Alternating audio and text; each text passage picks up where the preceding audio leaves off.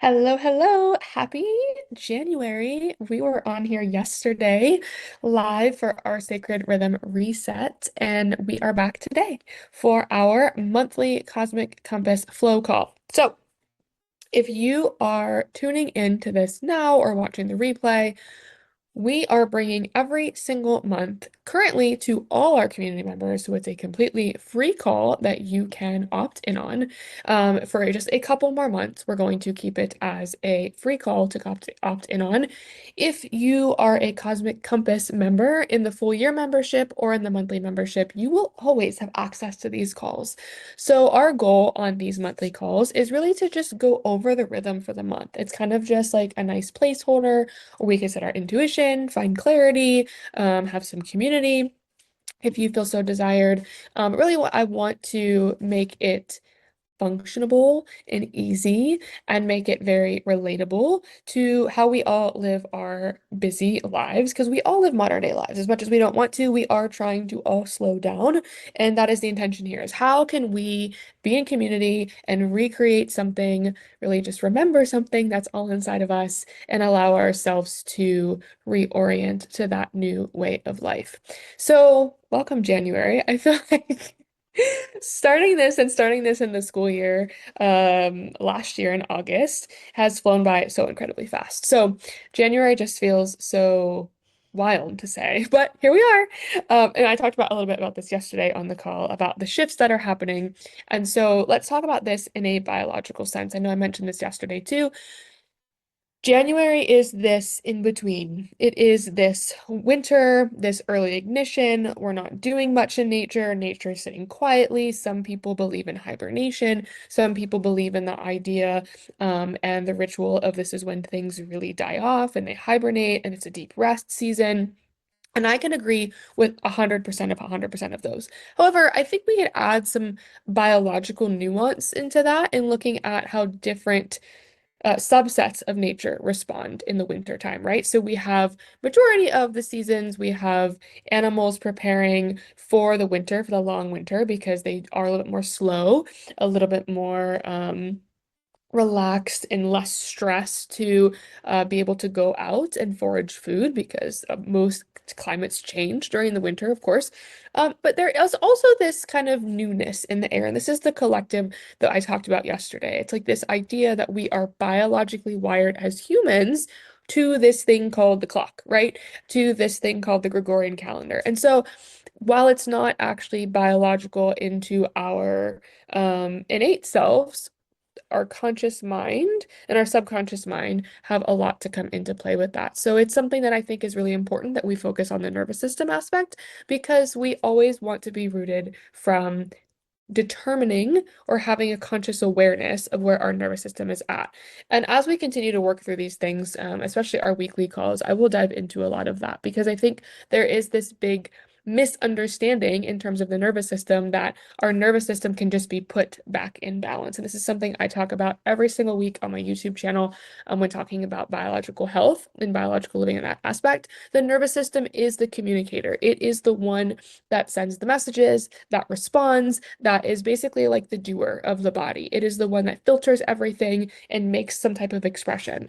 But sometimes it isn't just as easy as having a regulated nervous system, because we have biological adaptations and biological conflicts that are running, and we have to find resolution and really ultimately find that safety before there is that activation of return to homeostasis. So when we're talking about nervous system, we're talking about recalibration or return to balance. And that balance is the ability to run from a bear and go into fight or flight if one was going to come after you.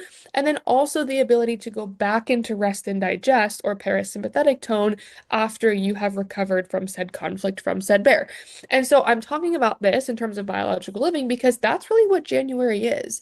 Look at it from a human perspective, right? So our theme for the Cosmic Compass Monthly is the spark of becoming. It's this in between. The themes are really vision, looking at self-worth, and looking at this radiant spark of becoming. And how does this play into our families? Well, December is typically traditionally that holiday month, right? It's the month where time is elusive and things just are like crazy and you're like, oh my gosh, I'm so stressed.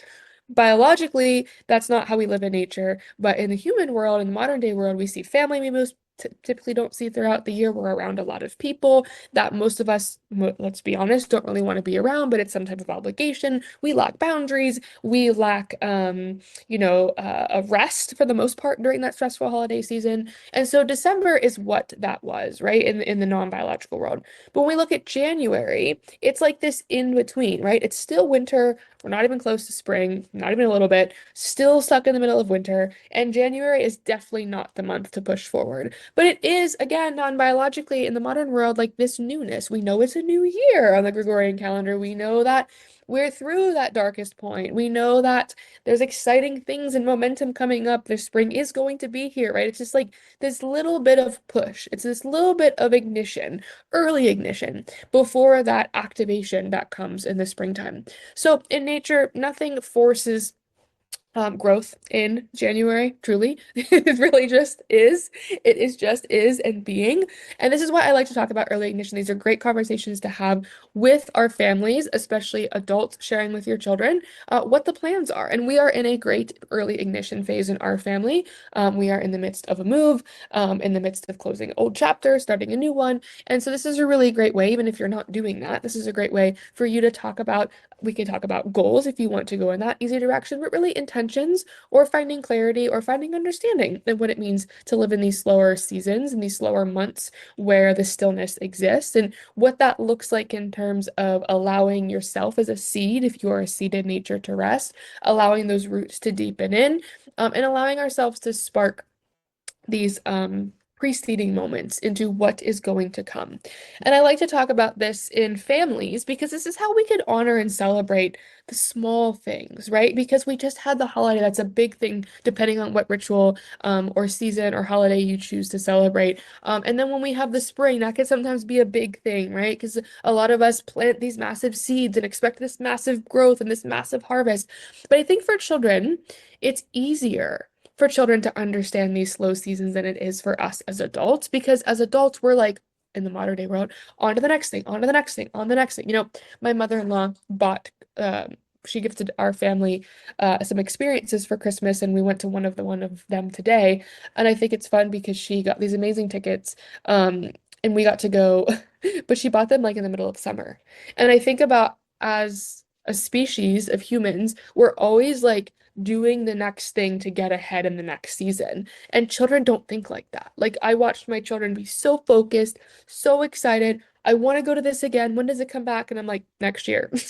They're like, next year? I have to wait a whole year.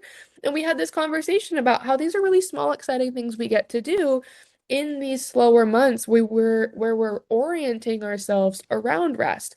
And going off on a small tangent here, which I'll be talking about on my YouTube channel this week, why is it that biological healing happens or symptoms express themselves more in these slower months? It's because we're reorienting away from all the conflict. Biologically, the holidays are conflicting. We're around people who disrespect our boundaries, who create conflict shocks. We're around people and places, and if you're like me, coming back to a hometown or going back to home that you haven't lived here for over a decade, those places carry patterns, they carry biological conflicts, they carry reminders that our nervous system and our biology reminds us of. And that can send us into big healing phases, which equals a lot of symptoms, i.e., colds and flus and whatever you want to call them in the allopathic world. But those are biological expressions of our body resolving something that we hadn't slowed down enough to shift our perspective and resolve. So why do you think those things happen? Why do you think from a biological perspective,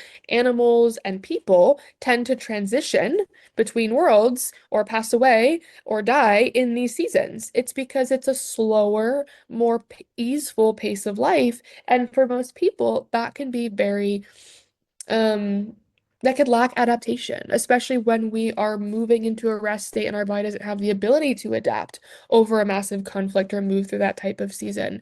I am an animal chiropractor, and every single year I take care of a lot of senior animals, and every single year we have mass amounts of animals that have transitioned. And that's just a way of life. That's how we respond biologically. And so these are things that we teach our children to understand that a lot of things aren't going to be done in the January time or in the deep winter season. It's a time to turn inward. It's a time to build self-trust before we have this massive push or this massive catapult into a new direction, or to allow our identities of who we are to shift and mingle and emerge organically, but not from this performative experience. And so that's one of the biggest things we've talked about recently in my family is who are you choosing to be today? Who are you choosing to, what behaviors are you choosing that are productive to our family team? That's something we talk about all the time. We are a family team. We each carry a weight. We each carry an intention. We each carry a goal. We have these roots that we have to deepen in. Sometimes we stray away from some of our regular practices because they don't matter most in January and February as they do in June and July. So things, at our house in South Carolina, June and July becomes very like foot traffic in our house, in and out, in and out, in and out. And so there's other things that we do in our home during those times. We spend more time outdoors, of course, during those times. And we're, of course, in a transition right now. So we are in the ultimate growth and adaptation phase.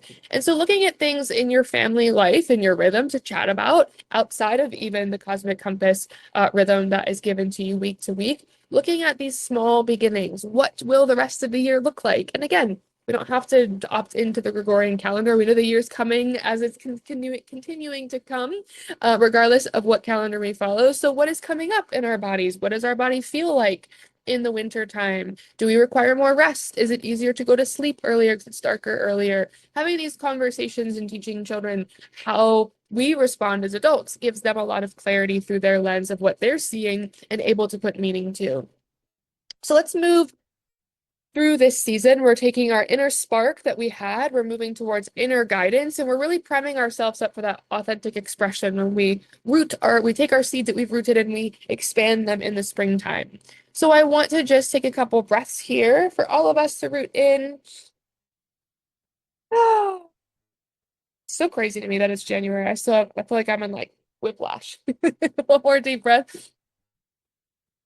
All right, so let's go over these weeks in a quick glance. Week one, we're going to talk about the first flame. So this is beginnings, like I said, that ignition, that courage, that courageous aspect, that small but true start that are biologically intentional. So it's like we're taking little steps, we're feeling into where we want to go, but we're not rushing. We're just playing and having fun and being intentional. And if your children are not homeschooled, you're in this break time. So this is a great time for you to experience what is coming up next? What does the rest of this year look like for school, however you choose to do it? What does the rest of the year look like for family time and laying these things out? I find as adults, we tend to keep our calendar separate from our child's calendar. And I find children do really, really well in rhythm when they understand the processing of experiences. And so me and my husband now both work remotely. Previously we were both in our chiropractic office, and then I was home with the kids for majority of that time the last couple of years and running online businesses. So I have three separate online businesses, and so I'm on meetings most of the time. I work when they're sleeping, and I do all of my creation there outside of a couple hours during the day that I meet with clients and work with them one-on-one depending on their time zone. And so that was a big shift from my oldest being raised in our chiropractic office to now we're home all the time. And what does this mean? What changes?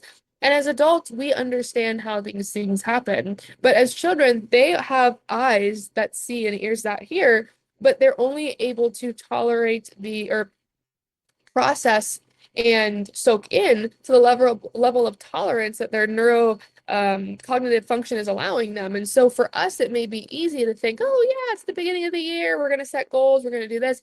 And our children are probably sitting there most of the time like, what does that even mean? And so if you encourage your children to look at these as we're going over in a glance and talk about what does it mean to have a new beginning? What does it mean? Because we can have new beginnings every day, but what does that mean in terms of seasons? And as we move into week two, the breadth of possibility, imagination, spaciousness, trust, what do these things even mean throughout the day? And this is really why that reflection at the end of each week for the parents, majority of the time is meant to be in conversation with the child, because this is the work. This is the rhythm, allowing us to orient rhythm as a family, They may understand it through their lens that they're currently understanding it, but it is super important for them to have some type of cognitive communication, connection, and wherewithal. Then we move to week 3, which is the path of the dreamer. One of my favorite weeks because we anchor in that intuition, that yes, no container, and the inner compass that sits inside of us. Again, gearing ourselves up for these choices and things that we're going to make as we move into that exciting season of like new beginnings and new seasons and new growth and just expansion and all those things that come and warmth that return and light that returns. And then week 4 is becoming the flame, looking at identity, expression, and the full embodied self. So it's like one step at a time. So if you tuned in last month when we took care of the light and the dark for December, we broke it down into easy ways that you can opt this into your family rhythm and do it without having this stressful, I have to follow this checklist. This is overwhelming. This takes my nervous system out of rest and digest and puts it in fight or flight, and it makes it everything just unmanageable. That's full stop. We don't want to do that. So I have developed this head, heart, and hands framework that your child and you can choose each month, or depending on your child's design, like I talked about last month, you have the ability to tap in and tune in with each child their own desirable way of how they like to follow through with their own rhythm and the family rhythm. And this is how we all integrate, right? We all have our own favorite foods. We all have our own favorite ways to eat, our own favorite sayings, our own tendencies, and our own rhythms of how we like to do things, which is intentional. We are all created in our unique ways because everything in a truly diverse sense meshes together and balances itself so well. So looking at the head aspect of this, and when you're looking at the understanding of the month of January, we would be looking really at the biology and nature side of this. So January is, of course, the threshold months. We know the body's recalibrating after the holidays, the change, maybe travel. If you do travel for the holidays, children do not need this motivation to do anything. They just need the permission to be slow, to be integrating, to be responding, to ask them how they experience the changes or the flow of the seasons, looking at how they're able to begin their starting processes. So looking at clarity, safety, and intention, we want to know what this idea of self-worth forms for our child. And I get they don't understand what that means. And this is really for the parents looking at or expressing to the child when it's okay to begin something because they understand that intuitive safeness in their body that, oh, I can move forward now, or I can start this, or it's safe to imagine something, or it's safe to say yes or say no, or it's safe to express without comparison. These are some of the topics that we're going to talk about that are wrapped into the actual biological aspect of January's month. And that all falls under this category of the biological truth being that ignition without our safety or our own voice or our own intention creates just more stress and it becomes unbiological. So our intention here is to have ignition with safety that actually creates confidence. So having the ability for our children to choose how to express themselves and not choosing to express themselves because brother, sister, mom, or dad are expressing themselves that way. So having the conversation to structure and restore that internal order first, and then we have expression. So that is one of the biggest things for those children that are choosing that intellectual, that logical, analytical, more head expressed. I'm looking for biological reasoning. And so I have one of those children. One of my three is that I have a head child, I have a heart child, and a hands child. So, but depending on different topics, they can fluctuate between different things. But in the grand scope of things, that is how we're going to address, starting with those children who live in their heads. Next, move on to the heart. These are the feeling children. These are the ones that are a little bit more sensitive, that express themselves emotionally or don't, and are very inward and they repress their emotions. And we want to integrate emotional and relationship or relational aspects of integrating that, bringing that out in them. And you, as Mama Bear, know exactly what I'm talking about. So for January, we want to look at the fear of starting, the fear of being seen, the fear of choosing wrong, or the fear of taking up space. And these are really big things, and they come in such tiny little lessons or conversations that actually aren't even wrapped up in these things, right? And so each week, let's look at these. If we were unwinding these fears, if we look at week one, we would be looking at I'm allowed to begin where I am. Looking at week two, my dreams are safe to breathe into existence. And then week three, I can trust my inner yes and inner no. And week four, I don't have to be loud to be powerful. And so you can see how we take these same 4 weeks and we adapt them to each kiddo. And if we're reading through these and we're moving through these weeks, these are the lessons that they're getting because they're wired in to this rhythm biologically. You can't miss this. They're going to have these questions, they're going to have cues and comments and prompts that are going to come up in their language. And even if it's childlike and it doesn't say this directly, this is what they're neurobiologically understanding. So I want to invite parents of those children in that heart aspect to ask themselves, where am I rushing my child, who is the heart child? I am guilty of this. My heart child is oh my gosh, she's like the purest form of love you'll ever meet. Um, and I tend to rush her because I'm more in my head or my hands a lot of the time when I'm in that disruptive phase, when I'm not in my best biologically balanced homeostatic nervous system, recalibrated and able to respond and adapt adequately. I tend to rush because I was raised that way. We fall back into those patterns and we have to have this awareness and say to ourselves, that was my old identity. That was my old version of me. My current biologically regulated identity self is not performed this way. So boop, you can scoot over and I'm going to move back into the driver's seat. And it becomes that simple. And we teach our children those things too. Let's see. Last question. What would change if we trusted the spark instead of forcing the flame? So big thing. These are big things that we could think of too. And I know on here yesterday, I had a mama on here who said, I really think this is rhythm is for me, not for my child. Yes, 100%. And you can see why because we learn and reparent ourselves and become better versions of ourselves in order to pass that message along. And last but not least, when we look at the hands aspect, this is how to use it practically. And again, we're looking at this as a rhythm anchor. So if you're very hands-on, your child's very hands-on, let's look at how we can either just pick one story or one embodiment or movement practice or one creative expression or these micro moments of these things woven into our day. Allow the child to lead with their hands. And this is like your kinesthetic learner, right? And so they may pick a story and act it out, or they may pick an embodiment or a movement practice or an activity, creative expression. And this is where you get to have these examples. So for the hands child, week one, the first flame, this is where we walk through lighting a candle once this week, which is always very fun for kiddos, no matter their age.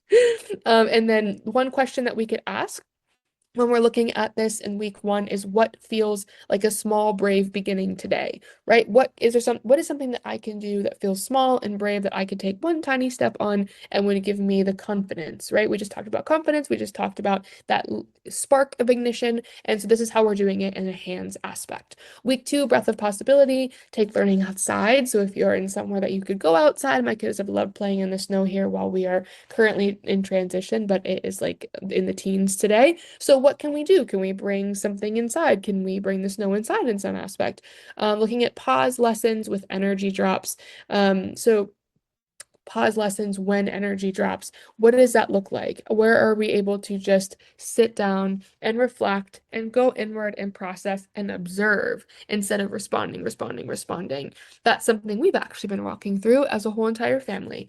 And then letting imagination lead instead of outcomes. So if we are in this breath of possibility, which we're also playing in right now, what comes next? What do you think is going to happen? What kind of house are we going to live in next? Because we're selling our house. What are things that you loved, even though it's energetically heavy, that energy is dropped because we're saying goodbye to our old home? What are some things that we've learned in the midst of this that we now know we want to incorporate in our next phase, right? If you're in a situation where you're in a or a non-homeschool, non-unschooling, public school, private school situation, we're in a break, we're in this pause, this breath of possibility. What are some things that going into this next phase of the school year can happen for you? Or what are you choosing? Or where are we moving towards? What's something that we maybe didn't feel good in our bodies in this last season of school and work? How could we change that and make one or two tiny little lessons shifts in order to shift the trajectory of where we're going in the next phase? Easy conversations. They teach internal concepts biologically to our children. Week three, Path of the Dreamer, letting children practice choosing, honoring no without fixing it, big one, and using the compass activity when emotions feel loud. Okay, so one thing I want to talk about um, is the yes no aspect. So I have a generator child. My oldest is a generator and human design. And the yes no thing is really, really great for him. I think I mentioned this a few weeks ago about when we talked about the design of our children. And some children love to express and constantly talk. And he is a constant talker, but his response is so much more well articulated when his brain has time to process because he responds and honors a yes no better than an open-ended. And so we get a lot of yes no to get to the root, and then the open-ended flows a lot more easily. So these are ways that you can learn more about your child and even dive deeper into getting more out of them with asking less questions. And then week four, becoming the flame, invite expression without commentary. So how do we express ourselves and how do we respond to this? I learned this when my first child was very, very young, that grew up as a child that was always expected to perform or to do things a certain way with a certain status quo or a certain level of expectation. And so I realized in reflection, I did quite the opposite. I never had an expectation. I was just fully present invited and like, wow, that's crazy. But then I would find myself in my head thinking, oh, well, you could do it this way. You could do it this way. And I had to really remove myself from that because I realized anything I was suggesting was actually correcting and it was not improving. It was actually disapproving of what my child's creation was. So one thing I really do love and I learned is to always ask our children what their interpretation of what they've completed is. And I think that's one of like the top 10 things that I've done biologically that has shifted because if a child comes up to you and they want to share something with you and you say, "Oh, that was great. That's great. So good job. You did such a great job." But then they felt like I like this part of the picture, but I don't like this. I messed up. It's just, oh, good job. Good job. Good job. And it's like every time it's like, good job. I gotta do better next time. So I always like to shift is how do you feel about that? What is your favorite thing about that? And then you get these conversations, inviting them to express without your commentary, and you'll get to a level of, oh, well, I liked this part, but I messed this part up. And it's saying, oh, that's okay. You could try better next time. It's like, well, what don't you like about it? What would you have done differently if you could go back and do it again? Is it actually a mistake or is it you trying something new? And these are comments of building that inner competence and that inner compass that our most of us millennials as myself did not get access to because we were constantly told how to do things, go to school, get good grades, go to college, get a good job, right? We had these expectations. And so when we are witnessing our children in their full expressive selves, we are actually honoring that authenticity. We are not shifting it. Sure, having conversation about how you do things differently and being invited to share what you would have done if it was for you, these are all valid conversations. So we have a lot of conversations, and my children have asked me a lot of questions that I would have never asked my parents. I don't think I've still asked them because it's never gotten to that level of depth where my children have asked me questions about when me and my husband got married, what kind of cars we drove, what kind of clothes we wore when we went to school, right? Because it's not like this is how it's done. It's like, huh, I like your interpretation. What could we do differently? And it's open-ended so that they can have open-ended connection in conversations with you. It's this witness stance instead of direct guiding of this is the only way it will be. And I loved doing this in my private practice with children, of just inviting them to look at their perspective and gathering more questions and having conversation. And I would engage so many children. We'd have such great conversations over the craziest and silliest of things because we just are allowing them to become the flame, allowing them to move through that becoming without giving this box. Again, we're removing the box of having this stead, orderly, constructive conversation that is very robotic instead of just allowing our authentic selves to shine. So, parents, of course, this month is not just for children. It's probably more for you than it is for your child. So, let's look as parents. We want to re-anchor self-trust. That's the whole point of this rhythm process. We want to release the comparison. Literally, everybody's doing this differently. There's no perfect way to do it. We want parents to remember their own spark, especially us mamas. Remember the spark, right? Your pink comes back, but your spark is a sacred remembrance. That's the key. Modeling embodiment of worth instead of verbal affirmation is so big with children because our children read us. They know, they understand. It's the reason why we could be off and they portray it. It's because they innately know and they are the the theater acting expression of our internal barometer. And so we're not focusing on control, we're not focusing on productivity, we're not focusing on performance, we're focusing on modeling this embodied remembrance, this embodied self-worth of I don't have this list of expectations. I am choosing to just be and in it with you. And through that connection, we will figure it out. So, in closing here, I want to ask a couple questions that you can take and process with during live here on the replay for the families. So, all in all, we have new identities abounding. We have new shifts, new opportunities, infinite beingness, infinite possibilities, infinite oneness, infinite wholeness. There's so much that's on the table, always, not just in January, but in January. What does that feel like for you and your family? And I invite you at the dinner table, the breakfast nook, to sit down and have this conversation. What does January feel like? Don't give any expectation. Ask your children what January feels like and just be amazed at what they say. I'm sure a lot of the stuff about the shifts and the energy that they feel and the big things that are coming is going to be incredible and provoke a lot of really great conversation and internal reflection. Next, where can you soften? I know where I can soften. I know where my family can soften. What about your family? Look at this from a where can we make this more easeful, right? So we had this conversation on our way to the event we went to as a family, and it was a beautiful conversation. Didn't ever expect it to go that way, and it was very inviting and very healing for all of us, I think.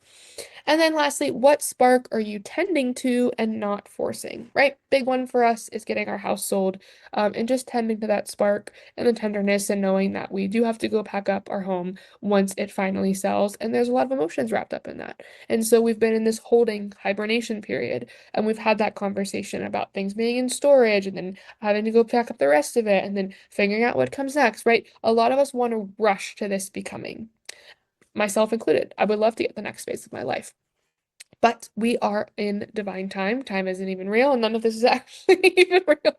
We are all just living in communal connection, and that is what I'm grateful for. So we are not here to rush our becoming. We're not here to rush to spring. We are in January, and I'm sure it will go by super fast like every other month has thus far. But I want to remember as an anchor phrase for all of us that we are here to remember what already lives inside of us. That is the key, what already lives inside of us.